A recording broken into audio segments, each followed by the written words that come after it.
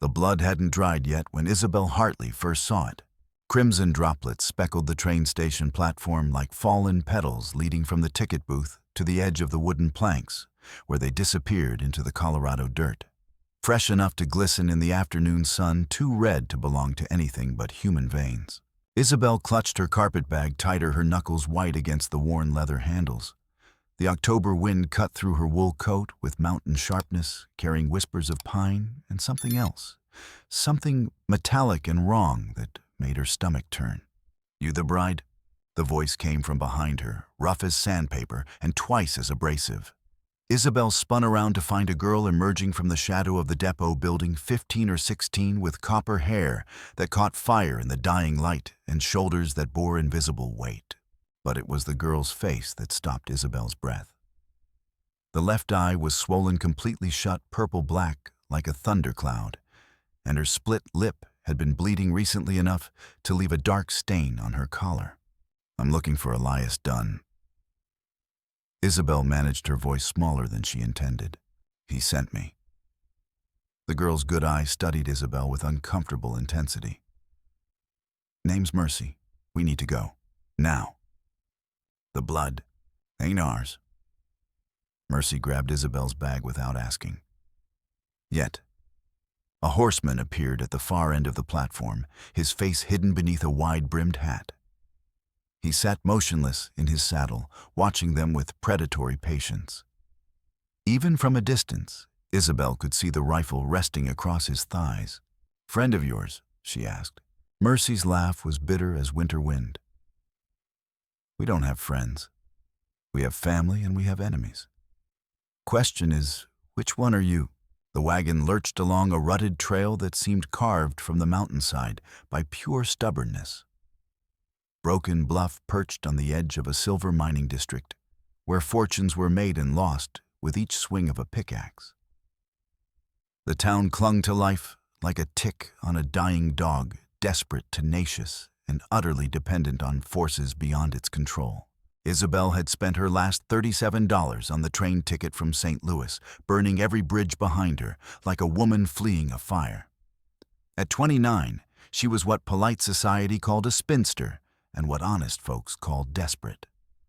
Too plain for beauty, too poor for dowry, too proud for charity.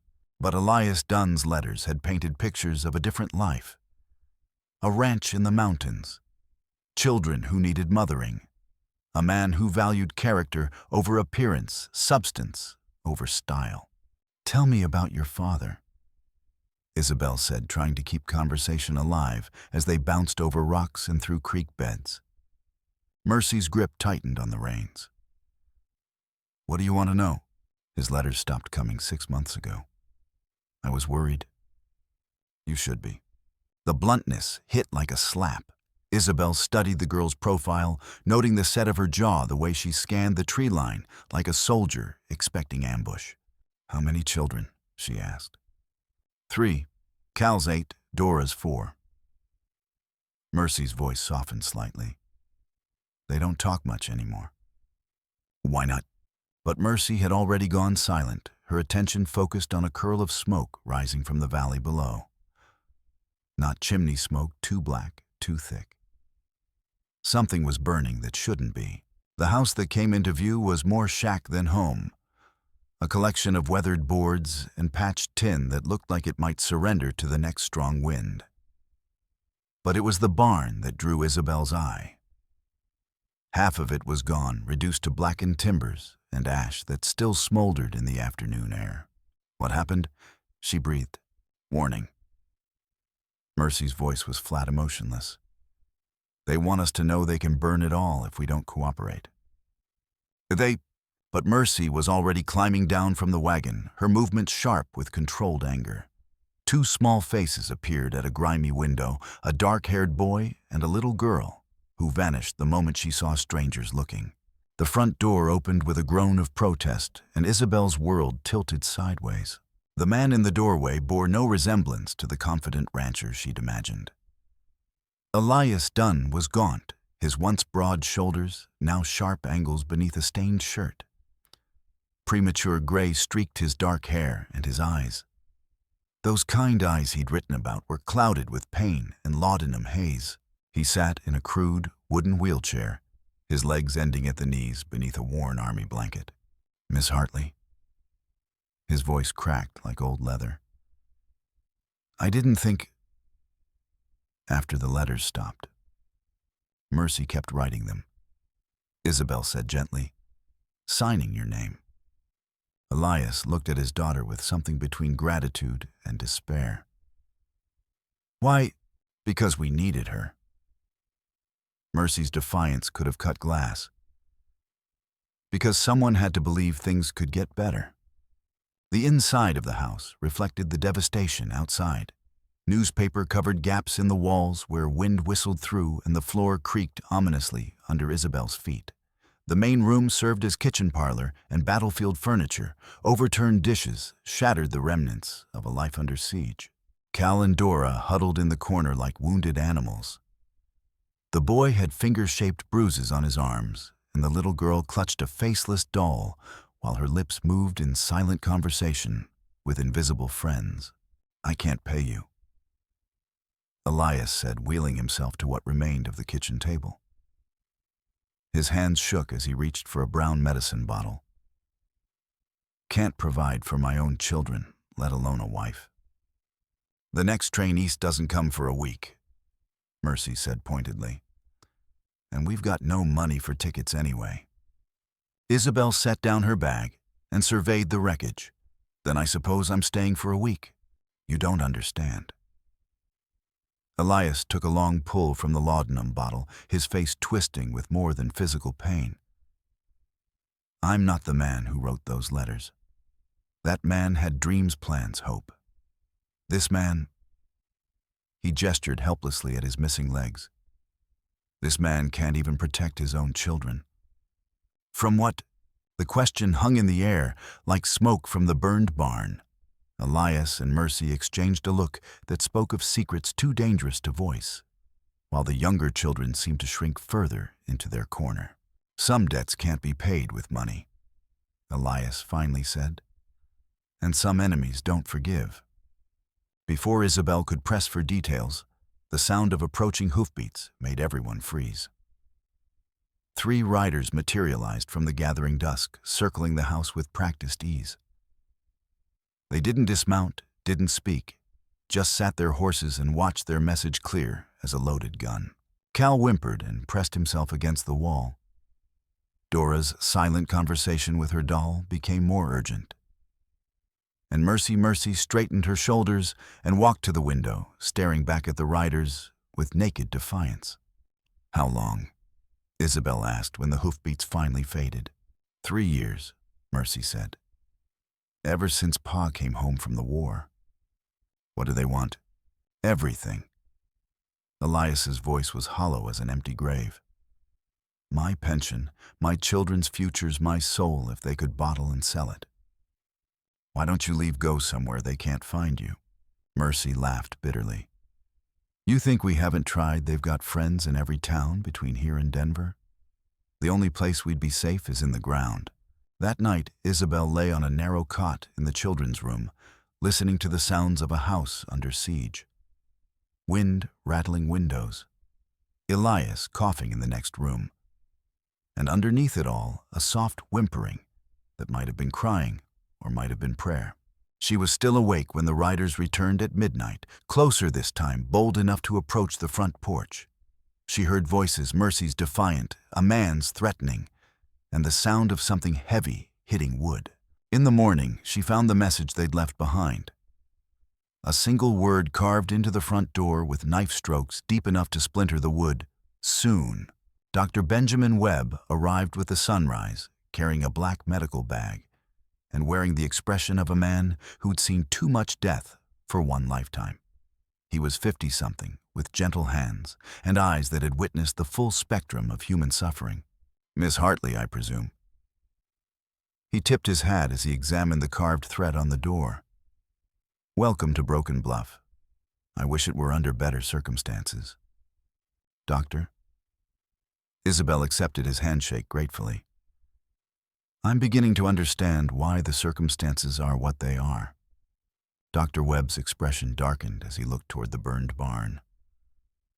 "How's Elias?" "Not well. The pain seems to be getting worse." "It's not the pain from his legs that's killing him," Dr. Webb said quietly. "It's the pain from his conscience." Inside, the doctor examined Elias with professional thoroughness, checking pupils, listening to heartbeat, noting the tremor in hands that held too many secrets. "When did you last eat solid food?" Dr. Webb asked. "I don't remember."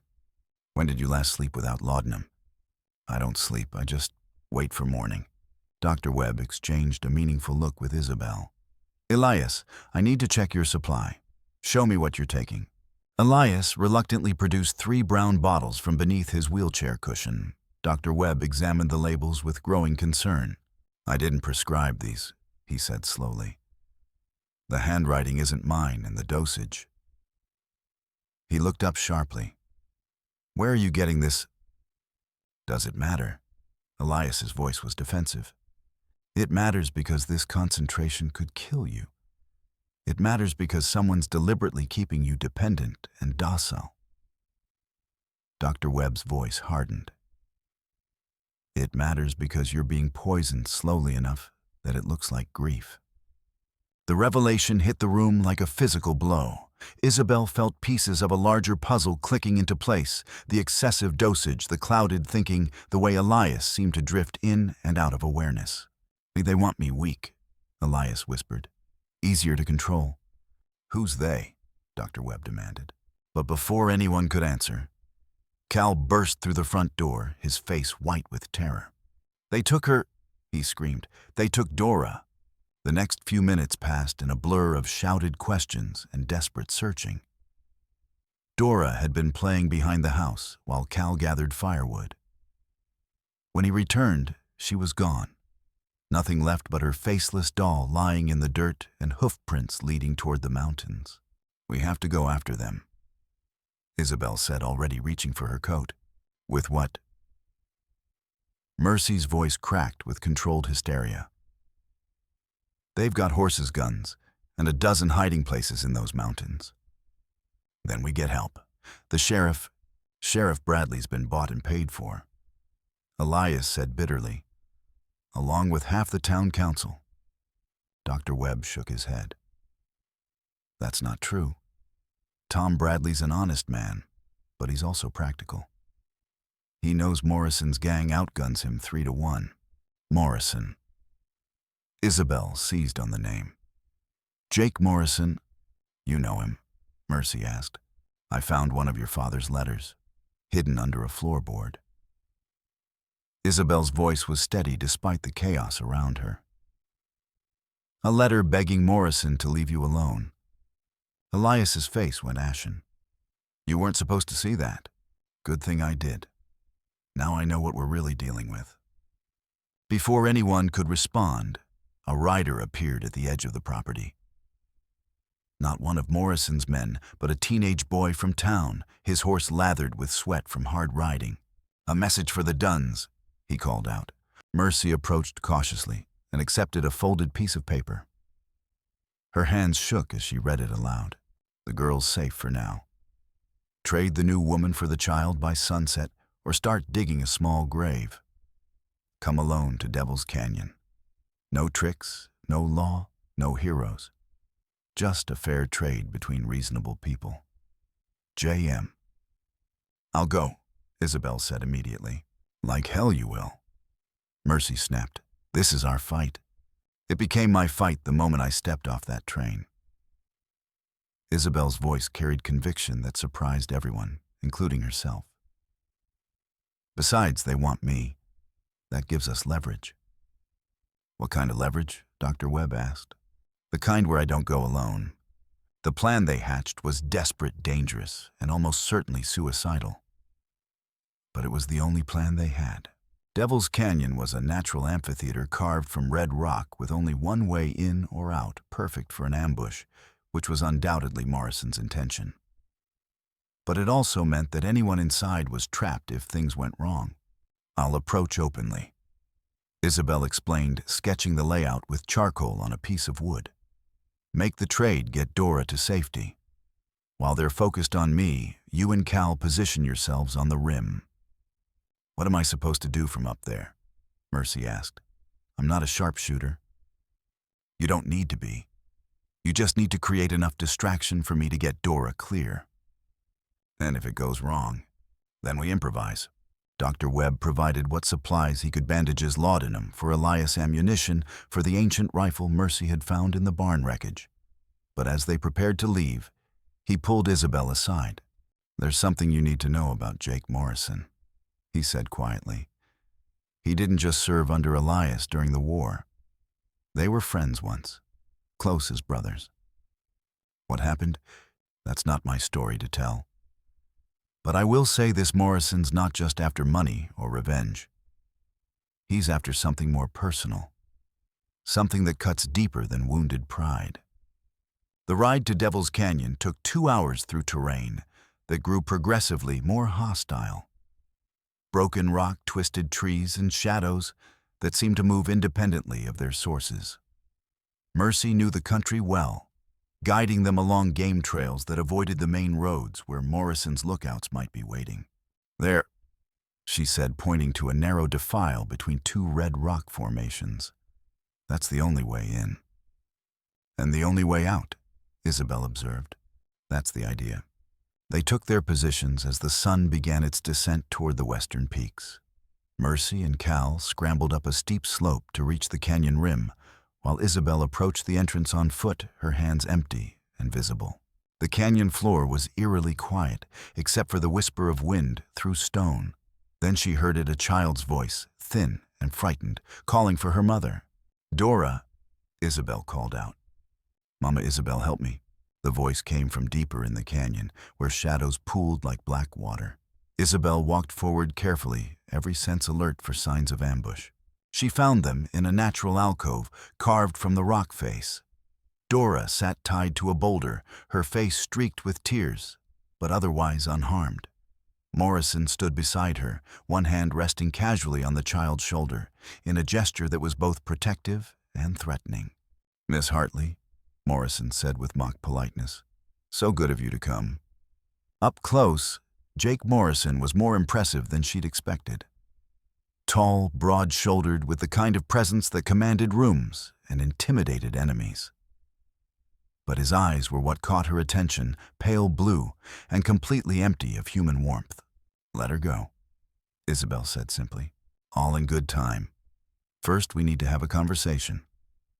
"About what?" "About your husband. About the war.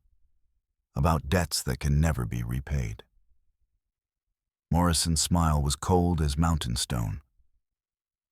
"You see, Miss Hartley, Elias Dunn owes me something more valuable than money." "What's that?" 23 lives." The words hung in the air like smoke from a funeral pyre. Morrison began to pace his boots, echoing off the canyon walls. 23 good men died because of Captain Dunn's arrogance. 23 soldiers who trusted their commanding officer to bring them home safe. His voice grew harder with each word. "Instead, he marched us straight into Confederate guns at Antietam Creek." "The war is over," Isobel said. "The war is never over. Not for the men who died. Not for the men who survived." Morrison stopped pacing and fixed her with those empty eyes. "Elias got his medal, his pension, his comfortable retirement. The rest of us got nightmares and empty graves. So you decided to make him pay. I decided to collect what was owed. By terrorizing children." Morrison's laugh was harsh as breaking glass. "You think this is about revenge? This is about justice, about balance, about making sure that actions have consequences." "Whose consequences?" Isobel asked. "His or theirs?" "Both." Without warning, Morrison drew his pistol and pressed it against Dora's temple. The little girl whimpered, but didn't struggle. She'd learned too young that struggling only made things worse. "Here's how this works," Morrison said conversationally. "You're going to walk back to that entrance and tell Mercy to come down here. All 3 of you are going to take a little trip with me. Somewhere we can have a proper family reunion. Where? The old silver mine above town. Plenty of deep shafts where bodies can disappear forever. Isobel felt ice form in her veins. You're going to kill us all. Only if you make me. See, I'm a businessman at heart. Dead hostages are worthless, but live ones. He smiled. Live ones can earn their keep for years. The implication hit her like a physical blow. Morrison wasn't just an extortionist. He was a slave trader using the isolated mountain territory as a pipeline for human trafficking. How many? She whispered. How many what? How many children have you sold? Morrison's smile widened. Enough to make it profitable. Families pay good money to get their children back, and the ones they can't afford. He shrugged. Other markets, other buyers. You're a monster. I'm a survivor, and survival means taking what you can get when you can get it. Above them, hidden on the canyon rim, Mercy had heard every word. Her hands shook as she raised the ancient rifle, trying to draw a bead on Morrison's head. But the angle was wrong and the distance too great, and Dora was too close to risk a shot. Can you hit him? Cal whispered. Not without hitting Dora. Then what do we do? Before Mercy could answer, the decision was taken out of her hands. Morrison had grown tired of conversation. Time's up, he announced, cocking his pistol. Call your little guardian angels down here or watch this one die. But as he spoke, a new voice echoed through the canyon. Deep, authoritative, and completely unexpected. Let them go, Morrison. Sheriff Tom Bradley stepped into view, his rifle trained on Morrison's chest. Behind him came two deputies, their weapons ready. Sheriff Mara. Morrison said without releasing his grip on Dora. This is a private matter. Nothing's private when it involves kidnapping children.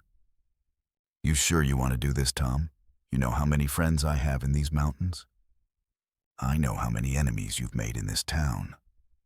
More figures appeared at the canyon entrance. Dr. Webb, old Nora. From the saloon, the blacksmith, even the postmaster. A dozen townspeople, all armed, all determined. We've had enough, Dr. Webb called out. This ends today. Morrison's eyes darted between the assembled force and the canyon walls. He was trapped, outnumbered, and running out of options. But he still had Dora. You think this changes anything? He snarled. You think killing me ends your problems? I've got partners, allies, people who'll come looking for their investment.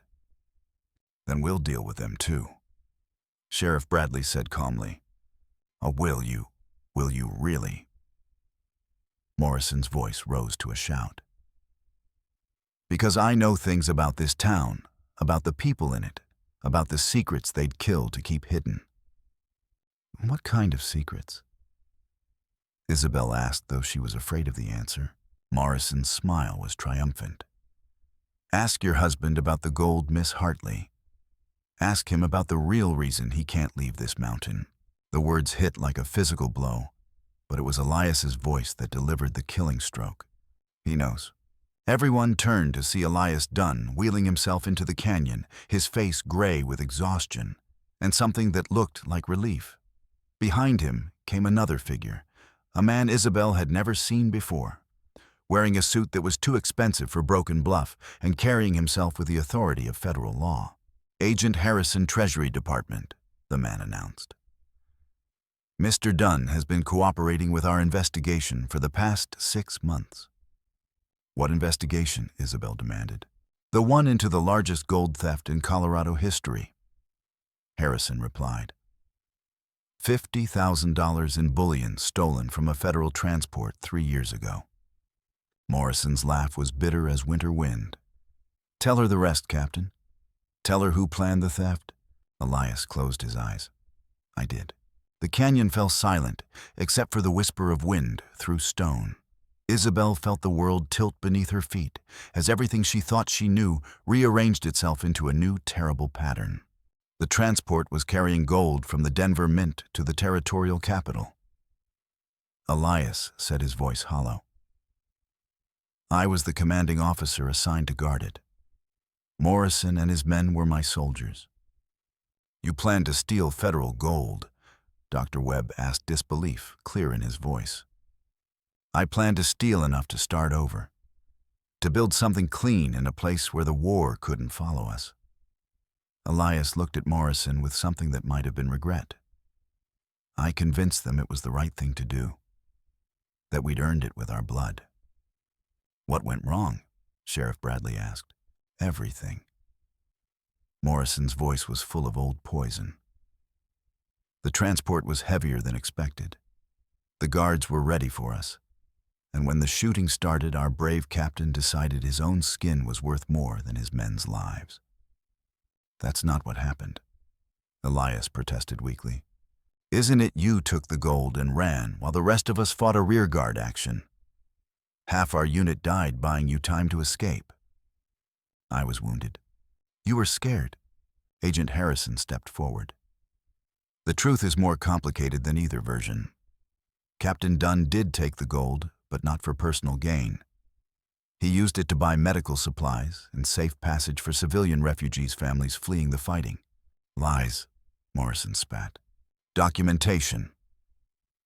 Harrison corrected, producing a leather portfolio.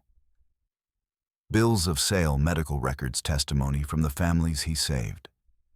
Captain Dunn bankrupted himself trying to do the right thing with stolen money. Yoker, then where is it? Morrison demanded. Where's the gold that cost my friends their lives?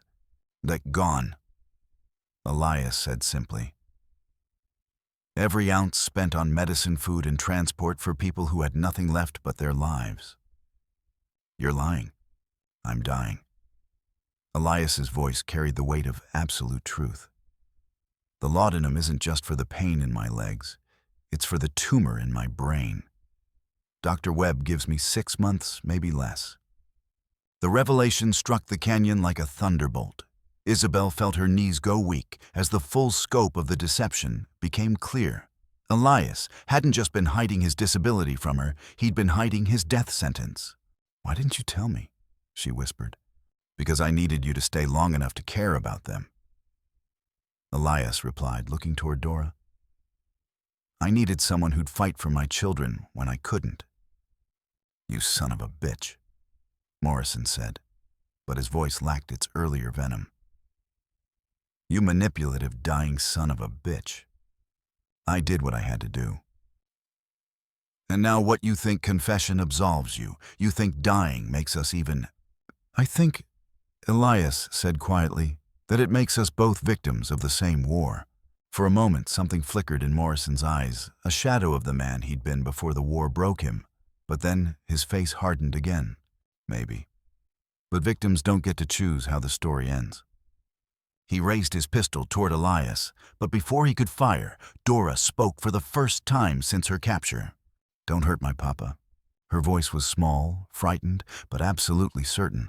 Morrison looked down at the child he'd been using as a human shield, and for the first time seemed to see her as more than a tool. Your papa's a thief and a coward, he said, but without conviction. My papa tells me stories and reads me books and makes funny faces when I'm scared. Dora's eyes were wide and guileless. He's not scary like you. The words hung in the air, like an accusation. Morrison stared at the child, then at Elias, then at the assembled townspeople who'd come to defend a family that wasn't even theirs by blood. This isn't how it was supposed to end, he said. It doesn't have to end with more death, Sheriff Bradley said quietly. Doesn't it? Morrison's smile was sad and terrible. Some stories only have one ending, Tom. Some men only know one way to finish what they started. He pressed the gun against Dora's temple, and Isobel saw her own death reflected in his empty eyes. That's when Mercy pulled the trigger. The rifle shot echoed through Devil's Canyon like the voice of God's own judgment. But it wasn't Morrison who fell. It was one of his hidden accomplices, tumbling from a concealed perch high on the canyon wall, where he'd been preparing to ambush the townspeople. There's more of them, Sheriff Bradley shouted, diving for cover as bullets began ricocheting off the canyon walls. Morrison's reinforcements had been waiting in positions throughout the rocky maze, turning what should have been a rescue into a deadly trap. Gunfire erupted from multiple directions as hidden shooters revealed themselves, their weapons sparking against stone and sending deadly fragments flying through the air. "Get Dora out of here," Isobel screamed, lunging toward the child despite the bullets whistling overhead. But Morrison was faster. He scooped up the little girl and backed deeper into the canyon using the natural rock formations as cover, while his men provided covering fire. "Fall back," Agent Harrison commanded. "It's a kill box." The townspeople scattered, seeking whatever shelter they could find among the boulders and crevices. Dr. Webb dragged a wounded deputy behind an outcrop of red stone, while old Nora returned fire with the deadly accuracy of someone who'd survived 40 years on the frontier. Above them all, Mercy worked the bolt of her rifle with mechanical precision, picking off targets of opportunity, while Cal spotted for her from their elevated position. "Two more on the north wall," Cal called out. "I see them." Mercy's shot took down another of Morrison's men, but there were still too many, and they were running out of ammunition. In the chaos, Isobel found herself pressed against the canyon wall next to Elias, who'd somehow managed to wheel his chair into the battle, despite having no business being there. "Why?" she shouted over the gunfire. "Why risk everything for children who aren't even yours by blood?" "Because blood doesn't make family," Elias replied, reloading his ancient army Colt with shaking hands. "Choice does, and I choose them. Even knowing you're dying, especially knowing I'm dying." His eyes were clearer than she'd seen them since her arrival. "A man's got to leave something behind worth remembering." Another volley of shots sent rock chips flying around them. Somewhere in the maze of stone, Morrison was still moving deeper with Dora, using her as both shield and leverage, while his remaining men held off pursuit. "We need to end this," Sheriff Bradley called out during a brief lull in the firing, "before someone else gets killed." "How?" Dr. Webb demanded from his position behind the boulder. "They've got the high ground and all the cover." "Not all of it," Mercy said from above. Her voice carried clearly in the thin mountain air. "There's another way into the back of the canyon, an old mining tunnel that connects to the main shaft system." "Where?" Agent Harrison asked. "About a quarter-mile west. But it's dangerous, half-flooded, and probably unstable." "Can you find it?" "I can find it. Question is, can I get there without being shot?" Before anyone could object, Mercy had slung her rifle across her back and was scrambling down from her perch, moving with the sure-footed grace of someone who'd grown up in this hostile country. "Cover me!" she called out as she sprinted across the canyon floor. The townspeople opened fire in unison, laying down a barrage that forced Morrison's men to keep their heads down. But it couldn't last long, and they were burning through ammunition faster than they could afford. Mercy disappeared into a crack in the canyon wall just as the return fire intensified. Bullets spanged off rock where she'd been standing moments before. But the girl was already gone, swallowed by the mountain itself. "Now what?" Old Nora asked, her ancient revolver smoking in her weathered hands. "Now we wait," Sheriff Bradley replied, "and pray that girl knows what she's doing." But waiting wasn't something Morrison intended to allow. His voice echoed from deeper in the canyon, amplified by the stone walls into something that sounded almost supernatural. "You want the child back?" he called out. "Then send me Captain Dunn alone. No guns, no tricks." "Don't," Isobel said immediately. "It's a trap." "Of course it's a trap," Elias replied, checking the loads in his pistol. "But it's also an opportunity. To get yourself killed, to end this before anyone else gets hurt." Elias looked at her with eyes that held both love and infinite sadness. "I'm the one he really wants, Isobel. I'm the one who needs to pay the price." "The price has already been paid," she protested. 23 men died in the war. You've been carrying the guilt for 3 years, and you're dying of a brain tumor. When is it enough? When the children are safe? Before she could stop him, Elias was wheeling himself into the open, his hands raised to show he carried no weapon. The gunfire ceased as Morrison's men held their fire, waiting to see what their leader would do. Elias called out. "I'm here, let's finish this."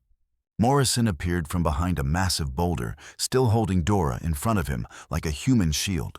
The two men faced each other across 20 yards of blood-soaked sand, the dying captain and the soldier who'd never forgiven him. "You look terrible, Captain," Morrison said conversationally. "You look worse. At least I'm not the one dying of guilt." No, you're dying of something much worse," Elias replied. "You're dying of hate.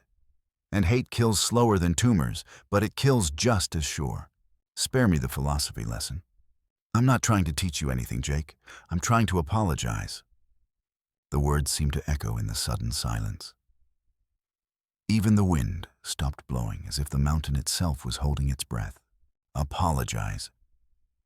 Morrison's laugh was bitter. "For what? Getting my friends killed, stealing federal gold, abandoning your unit in the middle of a firefight. For not being the man you needed me to be," Elias said simply. "For failing you when it mattered most. Damn right you failed me, but I'm not failing them." Elias nodded toward Dora, who was watching the exchange with 4-year-old gravity. "And I won't let you fail them either." "What's that supposed to mean?" "It means you still have a choice, Jake. You can be the soldier I remember, the one who carried wounded men to safety, who shared his rations with hungry civilians, who wrote letters home for boys who couldn't read or write." Elias's voice grew stronger. "Or you can be the monster the war made you." For a moment, just a moment, something human flickered in Morrison's eyes. But then it was gone, replaced by the cold calculation of a man who'd chosen his path long ago. "Pretty words, Captain, but words don't bring back the dead." No, Elias agreed. "But they might save the living." That's when the mountain exploded. The dynamite blast came from deep within the canyon walls, shaking the entire mountain and sending cascades of loose stone raining down from above. The sound was enormous, primal, like the earth itself screaming in pain. "Mercy!" Cal's voice echoed from somewhere in the chaos. The explosion had opened a new fissure in the canyon wall, and through it came rushing water, thousands of gallons from the flooded mine tunnels, turning the canyon floor into a raging torrent that swept away everything in its path. Morrison stumbled backward as the flood rushed toward him, but he didn't release his grip on Dora. The little girl screamed as the cold mountain water swirled around their ankles, then their knees rising with terrifying speed. "Let her go!" Isobel screamed, fighting against the current as she tried to reach them. But Morrison was beyond reason now. His face twisted with the desperate fury of a man who saw his final revenge slipping away.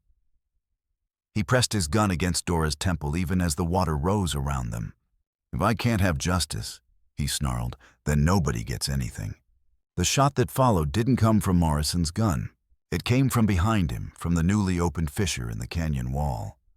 Mercy emerged from the darkness, like an avenging angel, her rifle smoking, and her eyes filled with deadly purpose. Morrison spun around, clutching his wounded shoulder, and lost his grip on Dora. The little girl was swept away by the current, her terrified screams echoing off the canyon walls as she disappeared into the churning water. "Dora!" Elias threw himself from his wheelchair, using his powerful arms to pull himself through the flood. Behind him, Isobel dove into the torrent without hesitation, her skirts dragging her down even as she fought to reach the child. But it was Cal who got there first. The 8-year-old boy had been making his way down from the canyon rim when the explosion occurred. Now he launched himself into the flood with the fearless instinct of youth, his small body cutting through the water like an arrow. He reached Dora just as she went under, grabbing her dress and pulling her head above the surface. For a moment, they both disappeared beneath the churning foam, then resurfaced together, gasping and choking, but alive. "Here." Mercy called out, extending her rifle barrel from a secure position on a ledge. "Grab hold." Cal wrapped one arm around the weapon while keeping his grip on Dora, and slowly, painfully, Mercy pulled them both to safety. But the drama wasn't over. Morrison, wounded and half-drowned, had managed to find his footing on a submerged boulder. His gun was gone, lost to the flood, but his eyes still burned with the need for revenge. "Now you think this changes anything?" He screamed at Elias, who was clinging to a rock outcrop 20 feet away. "You think saving one child makes up for the 23 men who died because of you?" "No." Elias replied, his voice steady despite the chaos around them. "Nothing makes up for that. But it's a start. A start." Morrison's laugh was wild, unhinged. "This is the end, Captain, the end of everything." He lunged toward Elias, his hands reaching for the older man's throat. But the current was too strong, the footing too uncertain. Morrison slipped his head, striking the boulder with a sickening crack. For a moment, he floated face down in the red-tinged water. Then the current caught him, carrying him deeper into the canyon, where the flood disappeared into underground passages that had no end. Jake Morrison, the soldier who'd never come home from the war, was finally at peace. The aftermath of the flood was eerily quiet. Water continued to seep from the broken mountain, but the torrent had subsided to a manageable stream. The townspeople emerged from their hiding places, battered but mostly whole, and began the grim work of accounting for the living and the dead. 3 of Morrison's men had been killed in the gunfight. 2 more had drowned in the flood. The survivors surrendered without resistance, their leader gone, and their cause abandoned. "Is it over?" Dora asked, clinging to Isobel's wet skirts as they sat on a dry ledge above the waterline. "It's over," Isobel confirmed, smoothing the child's tangled hair. "The bad men are gone. All of them. All of them."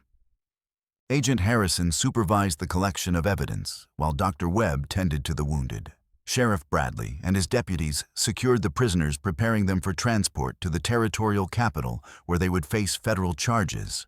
But it was Elias who drew the most attention.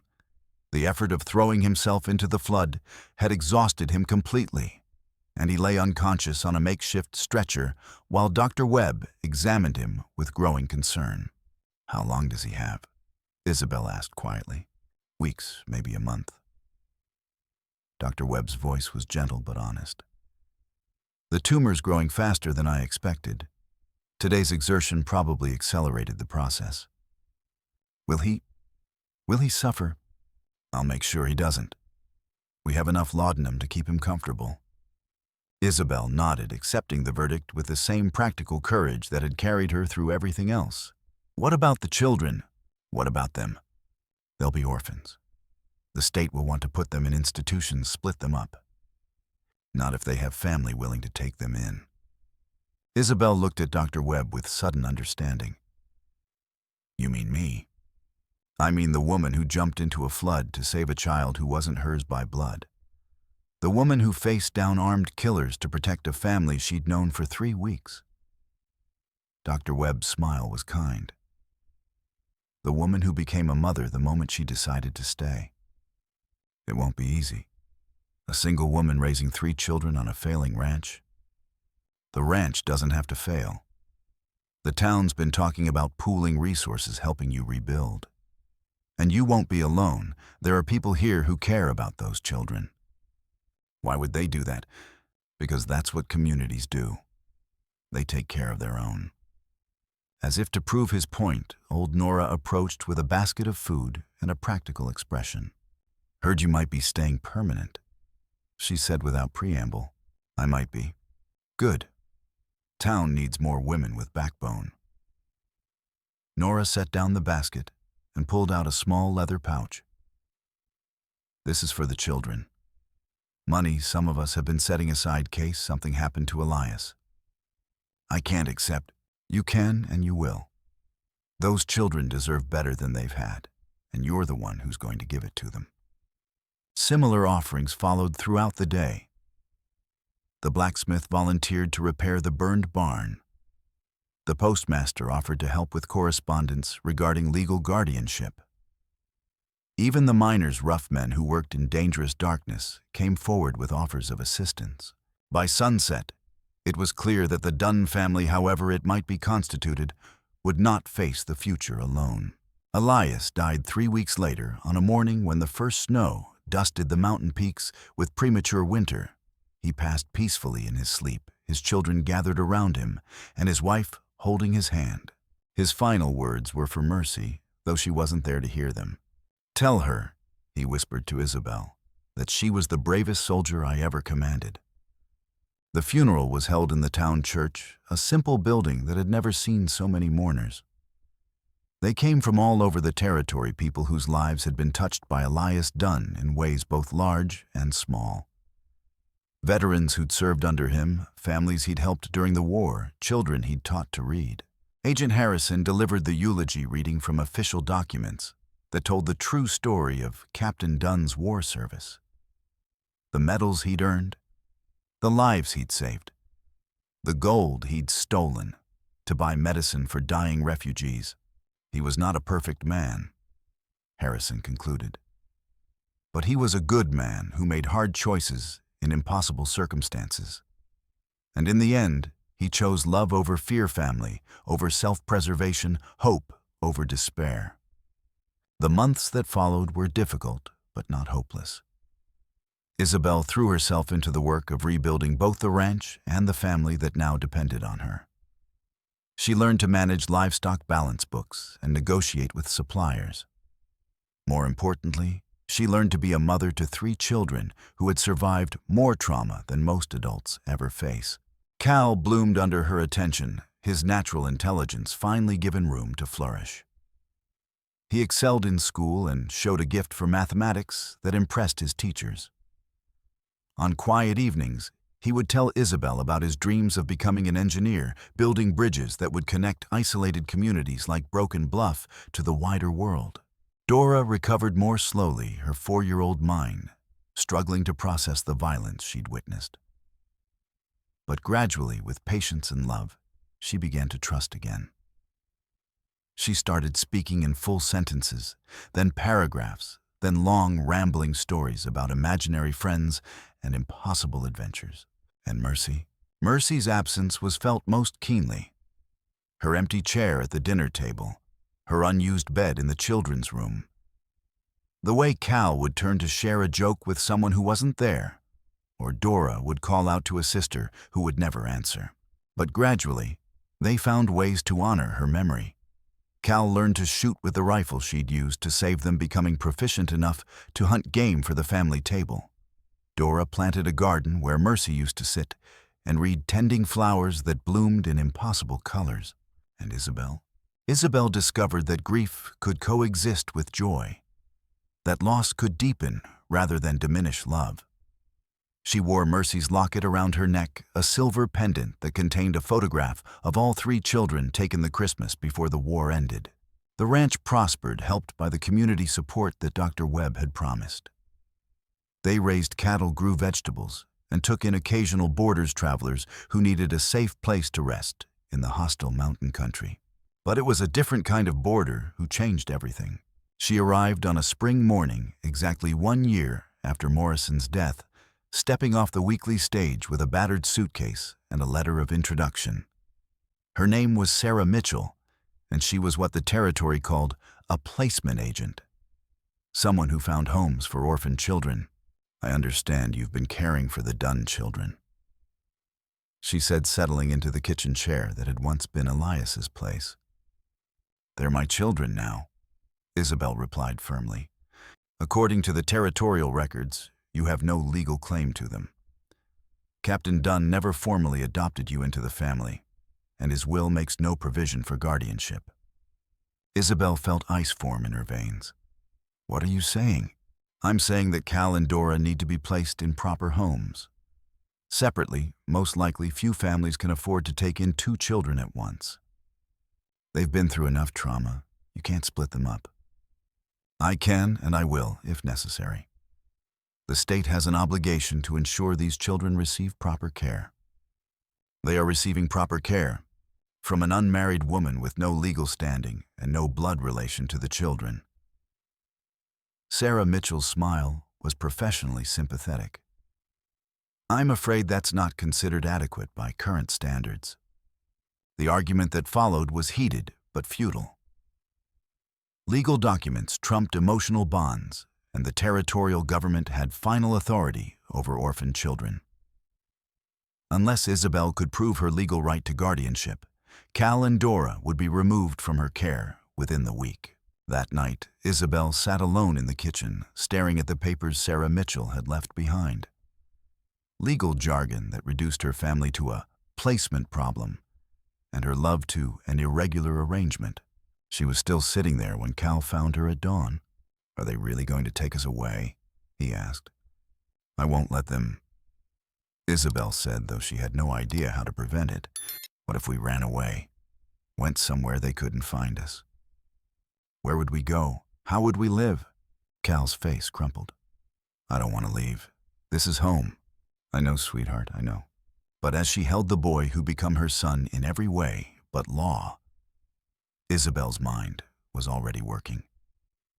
There had to be a solution. There had to be a way to keep the family together. The answer came from an unexpected source. Dr. Webb arrived that afternoon with news that changed everything. He carried a leather satchel and wore the expression of a man who discovered buried treasure. "I've been going through Elias's papers," he announced without preamble, "looking for anything that might help with the guardianship issue." "Did you find something?" "Better than that, I found someone." He opened the satchel and produced a bundle of letters tied with faded ribbon. Correspondence between Elias and his brother in California. Marcus Dunn, a successful merchant in San Francisco. I didn't know Elias had a brother. Neither did anyone else. They'd been estranged for years, some family dispute that happened before the war. But according to these letters, Marcus has been trying to reconcile. He's been writing regularly, offering to help with the children's education. Isobel felt a spark of hope. Is he willing to take them in? He's willing to do better than that. Dr. Webb pulled out a telegram that had arrived that morning. He's willing to come here, to meet the children and decide what's best for them. When? He's already on his way, should arrive within the week. The news spread through Broken Bluff like wildfire. Marcus Dunn, the wealthy merchant brother, coming to claim his dead siblings' children. Some saw it as salvation, and the children would finally have a proper home with a man who could provide for them. Others worried about what it would mean for Isobel, who'd already lost so much. But it was Cal who voiced the question everyone was thinking. What if he doesn't like us? What if he takes us away from Mama Isobel? Then we'll deal with that when it happens, Isobel said, trying to project confidence she didn't feel.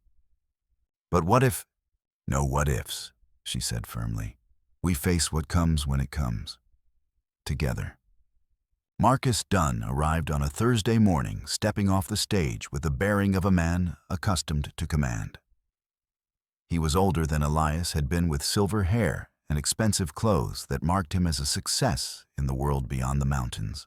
But it was his eyes that caught Isobel's attention, and the same gentle brown eyes that had looked out from Elias's face, unclouded by pain or laudanum or the weight of impossible choices. You must be Miss Hartley, he said, removing his hat with old-fashioned courtesy. Mrs. Dunn, she corrected automatically, then blushed at the presumption. Mrs. Dunn, he acknowledged with a slight smile. I've heard remarkable things about you. From whom? From everyone. The stage driver, the hotel clerk, the doctor who met me at the depot. His smile widened. It seems you've made quite an impression on this town. The children hung back, uncertain how to greet this stranger who shared their father's name, but none of their memories. Cal hid behind Isobel's skirts, while Dora clutched her faceless doll and stared at Marcus with solemn intensity. And you must be my nephew and niece, Marcus said, kneeling down to their level.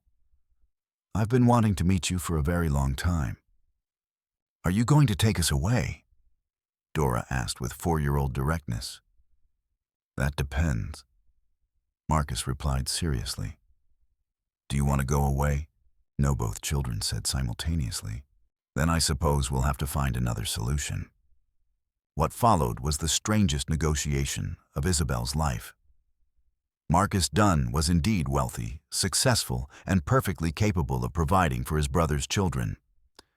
He was also unmarried, frequently traveling, and honest enough to admit that he knew nothing about raising children. "I can give them financial security," he said as they sat around the kitchen table that evening. "Education opportunities, a place in society. But I can't give them what they have here." "What's that?" Isobel asked. "A mother." The words hung in the air like a challenge and a gift. Marcus looked at the children, who were playing quietly in the corner, then back at Isobel. "My brother's letters were full of you," he said. "The woman who came to save his family and ended up saving herself. The mail-order bride who became something more than anyone expected. I don't understand. I think you do." Marcus leaned forward, his expression serious. "I'm proposing a partnership. I provide the financial resources and legal authority. You provide the love and daily care. Together we give these children what they need: security and family." "You're talking about adoption." "I'm talking about making you their legal guardian with my backing and support. I'm talking about ensuring that no bureaucrat can ever separate this family again." "Why would you do that?" Marcus was quiet for a long moment, his eyes distant. "Because I failed my brother when he needed me most. Because I let pride and stubbornness keep me from helping him when he was struggling. Because I can't change the past, but I can make sure his children have a future. And what do you get out of it? A family," Marcus said simply. "A reason to come back to these mountains. A chance to be the uncle I should have been years ago." The legal arrangements took several months to complete. But Marcus Dunn was a man of influence and resources. By Christmas, Isobel had been granted legal guardianship of both children, with Marcus serving as their financial guardian and educational sponsor. Sarah Mitchell returned to the territorial capital with her mission incomplete, but her professional pride intact. She'd found a solution that served the children's best interests, even if it wasn't the one she'd originally planned. The ranch continued to prosper under the new arrangement. Marcus provided capital for improvements and expansion, while Isobel provided the day-to-day management and care. Cal and Dora thrived under the attention of two adults who loved them unconditionally. But it was the final surprise that made everything perfect. On a warm spring morning, almost 2 years after Morrison's death, a rider approached the ranch at full gallop. Isobel shaded her eyes against the sun, trying to identify the visitor, then felt her heart stop. The rider was a young woman with copper hair and familiar green eyes. She rode like someone who'd grown up in the saddle, and she carried herself with the confidence of someone who'd faced death and lived to tell about it. "Mercy," Isobel whispered, hardly daring to believe. The rider dismounted and walked toward the house, her face breaking into a smile that could have lit up the entire mountain range. "Hello, Mama," Mercy Dunn said. "I'm home." The reunion that followed was chaotic, joyful, and completely impossible. Mercy had been presumed dead, buried under tons of rock and water in the collapsed mine. But she'd been carried by the underground river into a natural cavern system where she'd survived for weeks on cavefish and accumulated rainwater. "I tried to get out," she explained as the family gathered around the kitchen table. "But every tunnel I found led deeper into the mountain. I was starting to think I'd die down there when I heard voices." "Voices?" Cal asked. "Miners. A crew working a new claim about 10 miles north of here. They heard me shouting and dug me out." Mercy's smile was rueful. "Took me almost a year to convince them I wasn't a ghost." "Where have you been all this time?" Dora demanded with the injured tone of someone who'd been thoroughly deceived. "Denver mostly. Working as a translator for the mining companies. Turns out knowing every cave and tunnel in these mountains is a valuable skill." Mercy looked around the table at the faces of the people she loved most. "But I always planned to come home. I just wanted to make sure I had something to offer when I got here. You don't need to offer anything, Isobel said, tears streaming down her face. You just need to be here. Actually, I do have something to offer. Mercy reached into her saddlebags and produced a leather pouch that clinked with the unmistakable sound of coins. The mining company paid me well for my services, well enough to help expand the ranch operation. We don't need your money, Marcus said gently. We need our daughter. Daughter? Mercy looked confused. I adopted you all, Isobel explained. Legal guardianship. Marcus helped arrange it. So you're really our mother now, not just the woman who married Pa. I was your mother the moment I decided to fight for you. The paperwork just made it official. That night, for the first time in almost 2 years, the Dunn family was complete. They sat on the porch and watched the sun set behind the mountains, listening to the sounds of a world at peace.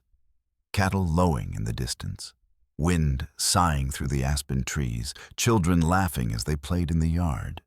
Do you ever think about Morrison? Mercy asked quietly. Sometimes, Isobel admitted. I wonder what he might have become if the war hadn't broken him.